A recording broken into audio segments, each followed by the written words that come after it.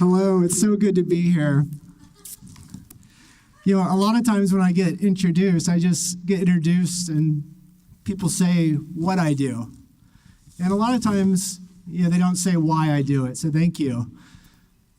You know, a lot of people will ask you, what are you going to do after you graduate? What do you want to do with your life? But not very many people ask you, why?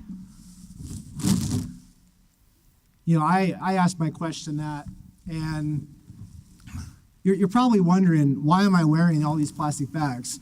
Well, you probably have a good idea, but I'm going to tell you why I wear these. And then I'm going to talk about the power of purpose and how purpose can change your life if you're clear on what your purpose is. So that's me.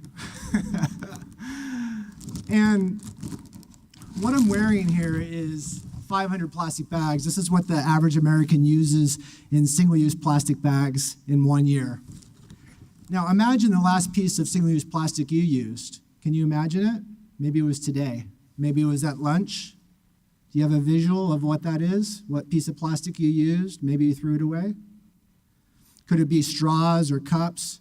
If you're a plastic bag user, maybe it's plastic bags. Now imagine that there is no place called away. That place doesn't exist. What if you had to wear every single piece of plastic that you used on your body? What would you look like?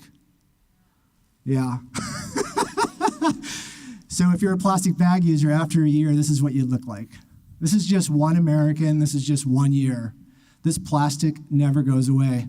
This picture of the earth here, if everyone in the United States tied their annual consumption of plastic bags together in a chain, it would go around the world 760 times.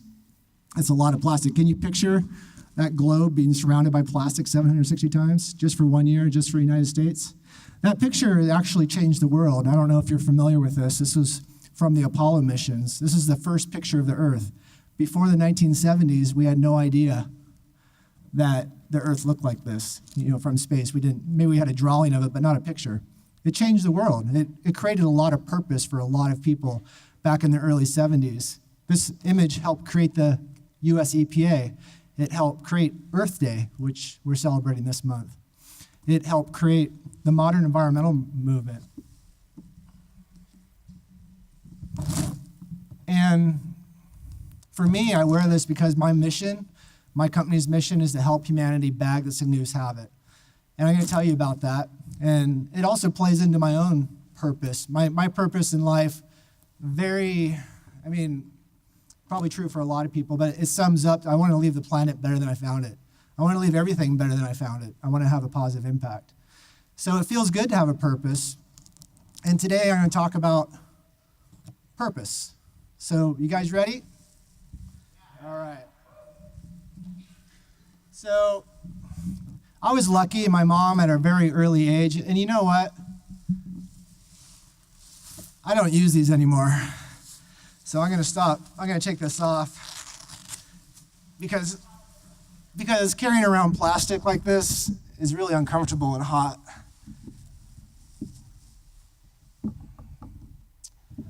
So I was lucky. When I was young, my mom told me I survived for a reason, that I had a purpose. I was born premature. I weighed 2 pounds, 6 ounces.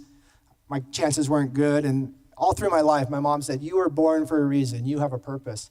But I had no idea what my purpose was. And it wasn't until after I graduated from Chico State, I was about 5 years out, I had a good job, and I was making good money, but I felt like I wanted more. I was selling software, and I wanted to make a difference, and I didn't feel like what I was doing was making a difference. And as fate had it, I lost that job. And what I learned from that is sometimes the worst thing that could happen to you is also the best thing that could happen to you. Sometimes the scariest moments in your life are when you have the most growth. So I had just bought a house, and I had a mortgage, and I had no job, so I ended up working on my house to try to figure it out. I ended up at the landfill, and what I saw there were all the plastic bags. And they were blowing out of the landfill into the adjacent farmland, and I realized to myself, I didn't want to be part of that. I didn't want to be part of that problem. I want to be part of the solution. And what I realized at that moment is there is no place called away. When you look at the earth, When you look at that image of the earth, there is no place called away. Can you see it? It's all here still. Every piece of plastic ever created since the 1950s is still on this earth, and over 90% of it has not been recycled. It's still here. So just think about that item that you used maybe today and threw away. It's going to be here for a long, long time. So I got inspired, and the interesting thing is when you set an intention, things start to get meaningful and things start to come to you, and it's kind of like walking through the forest with a flashlight, and all of a sudden, things start appearing. And so when I set the intention that I wanted to be part of the solution, I realized that, hey, I'm a creative guy. Hey, I learned how to sew when I was a kid. I can make a bag that I could keep with me at all times, so I wouldn't have to remember a reusable bag. I would just have it in my pocket. So I bought a sewing machine. I sat down. I started making what would become the first Chico Bag. I found a manufacturer to sew it, and I got my first production run on Earth Day, actually the day before Earth Day, 2005.